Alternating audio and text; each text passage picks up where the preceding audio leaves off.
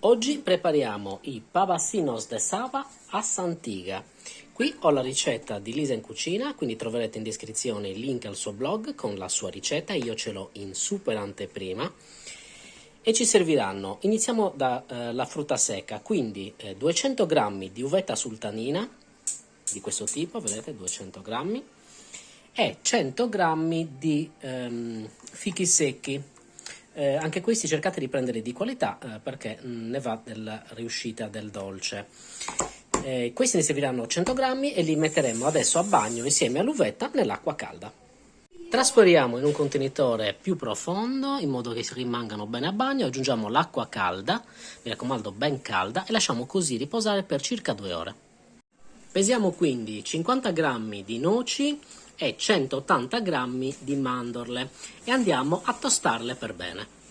Passiamo a tostare la frutta secca, le mandorle e poi le noci.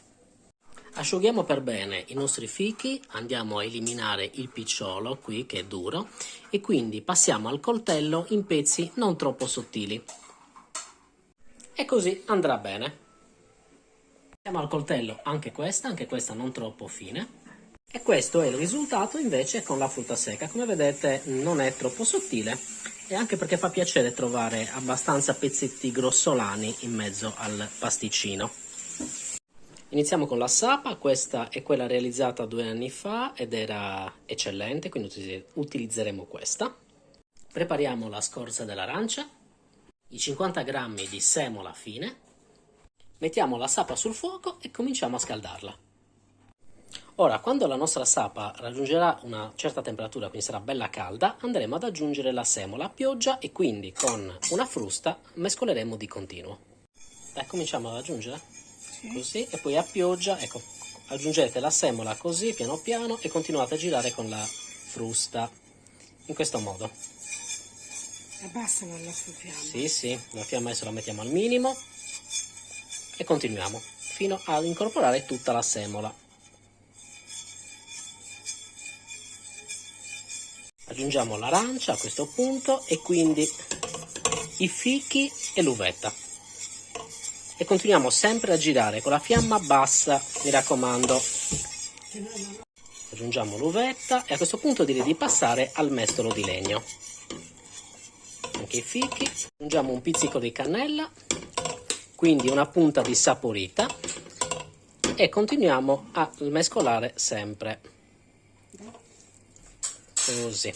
Aggiungiamo quindi la frutta secca e continuiamo a mescolare finché inizierà a staccarsi dai bordi del nostro tegame. Come vedete l'impasto è molto denso, ma non fatevi spaventare, giusto così. Finché non si staccherà dalle pareti continuate a cuocere sempre a fiamma bassa. Tanto tranquilli, non succede niente. Intanto preparate un piatto abbastanza grande e della carta forno perché andrà messo qui a riposo per fargli raggiungere la temperatura ambiente, deve raffreddarsi, non è manipolabile chiaramente, vi ustionereste. Ok, ci siamo quasi, vedete come si stacca, fai vedere da sotto, Sì. inquadra da qui, ecco qua, vedete che si porta via un po' tutto il... eccolo qui, vedete? Quindi diciamo che ci siamo.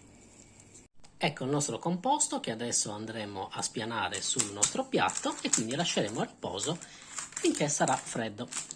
Aspettiamo, sì. Sì, che raggiunge la temperatura ambiente. E poi andremo a formarlo, perché adesso chiaramente ha la temperatura di uno sciroppo, è una cosa come del magma. Siamo al momento della formatura, quindi una tazzina, un po' di sapa che ci servirà da spennellare su ogni dolcetto. Utilizzate il pennello abbastanza asciutto, non riempite di sapa tutto il dolce perché altrimenti poi, consiglio di Lisa, si scioglie lo zuccherino colorato. Allora, preparate dei pirottini, io ho scelto questi. Ne utilizzeremo i due tipi, ho trovato anche questi qua che sono quelli da muffin ma sono molto carini lo stesso. Allora, iniziamo la formatura, aiutatevi con un cucchiaio così, poi la dimensione decidetela voi, poi considerate che sono molto dolci, quindi non eccedete come dimensione. Deve avere una forma di una pera oppure di un cono, vedete un po' voi cosa preferite. Eccoli qua, che cominciano a prendere forma.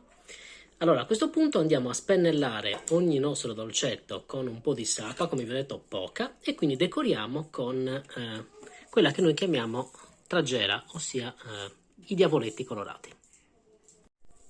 Eccoli qua decorati con le palline colorate.